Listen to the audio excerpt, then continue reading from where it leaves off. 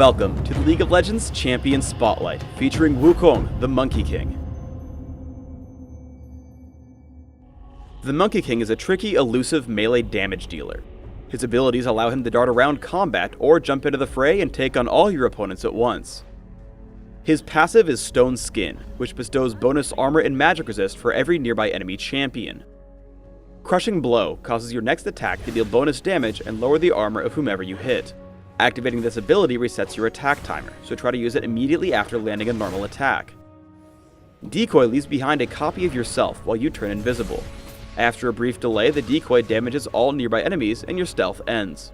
Using decoy looks almost identical to simply pressing S to stop, which can give you a lot of interesting tricks. Nimbus Strike causes you and 2 clones of yourself to leap toward and damage up to 3 enemies in a target area. Immediately after leaping, you gain bonus attack speed for a short time. Cyclone is Monkey King's ultimate. Cyclone gives you bonus movement speed and damages nearby enemies for a few seconds. Any enemies hit by Cyclone are also knocked into the air, but only once per ability cast. Early game harassment with Nimbus Strike can really set you ahead, especially against slow mages. Throughout the early game, you can really get some free harassment with armor penetration and an early Doran's Blade. At level 2, you can upgrade this harassment. Close the gap with Nimbus Strike and follow up with Crushing Blow.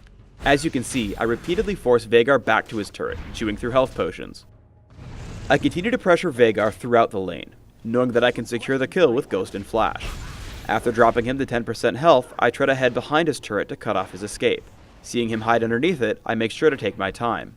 Once I see him cast Dark Matter, I move around it and only push in when I know I'll land all my abilities. I flash out and take the kill relatively unscathed. Cyclone is a great way to set up for your teammates. I see Pantheon begin Grand Skyfall, so I use Ghost and Cyclone to guarantee a knockup on Veigar. Once I know the kill is secured for Pantheon, I back off to make sure I survive the encounter. In mid, I take on Ezreal. I leap in with Nimbus Strike, and after he tries to evade me, I hit him with Crushing Blow to reduce his armor before taking him down with Cyclone. Because of Sheen, my burst damage is strong enough to take on Olaf, forcing him to run. Monkey King also makes for a great assassin. Here I clean up Ezreal after a small fight. With Ghost and Trinity Force, I have an even easier time with Leona. With over 500 movement speed, there's no chance for her to escape, especially when I trigger the slow from Trinity Force. Monkey King has a ton of hidden complexity. As I run from the fight in mid, I decoy and then change directions, hoping that my opponents will continue to head left. They guess correctly, so I Nimbus Strike to the enemy farther away, which allows me more distance from the enemy Monkey King. Once I make it out, I see Leona get into a fight. Unfortunately, upon seeing Veigar, I don't see any way of helping, so I have to let her die. After retreating, I see decoys back up, so I stay around to see if I can get into a fight. Sure enough, the enemy Monkey King shows up. In close quarters, you want to lead with Crushing Blow, as it will make Nimbus Strike deal more damage. At this point, I decoy.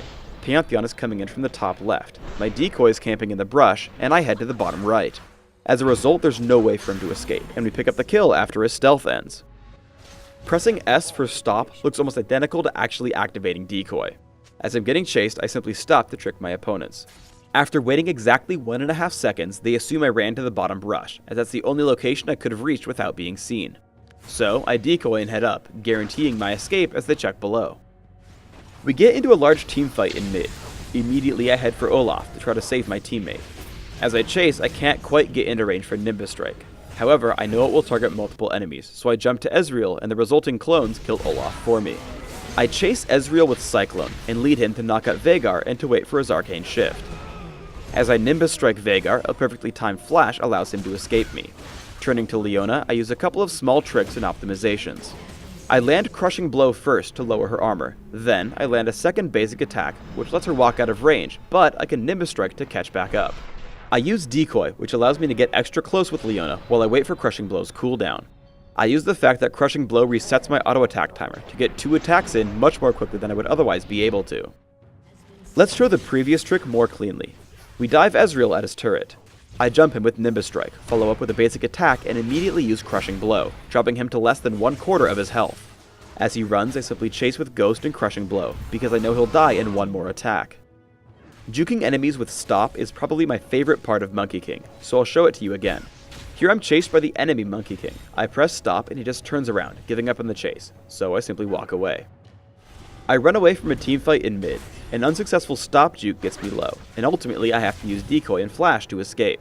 Thankfully, only Ezreal follows me. I hit him for over half his health and retreat when his team comes to help. Waiting off in the wings, I notice that Ezreal has been left all alone, so I ghost back in and take him out with Nimbus Strike and a basic attack. Seeing Leona and Olaf come back, I attempt to stop Juke, which causes them to run. I activate Decoy, which lets me get a free attack off on Leona before turning around.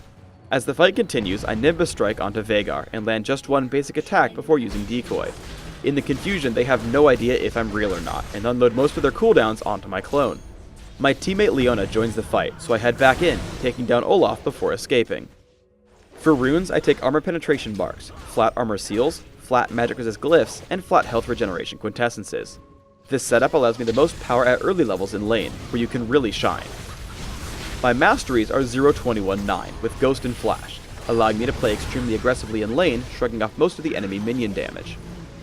I take 2 points in Crushing Blow early, getting a single early point in Decoy and maxing Nimbus Strike first, going back to Crushing Blow after. My goal is to have the same cooldowns on Crushing Blow and Nimbus Strike. Nimbus Strike gains more damage per level up, so this level order gives me the best harassment. For items, I take a Doran's Blade to start, almost always heading immediately to Mercury Treads, followed by Trinity Force. Beyond that, I choose to build him a bit tanky, but you can find a build that works for you. In the Spotlight, I built Atma's Impaler, Force of Nature, Blast Whisper, and Bloodthirster. Thanks for tuning in to the Wukong Champion Spotlight. Please subscribe to the Riot Games YouTube channel and leave us your comments below.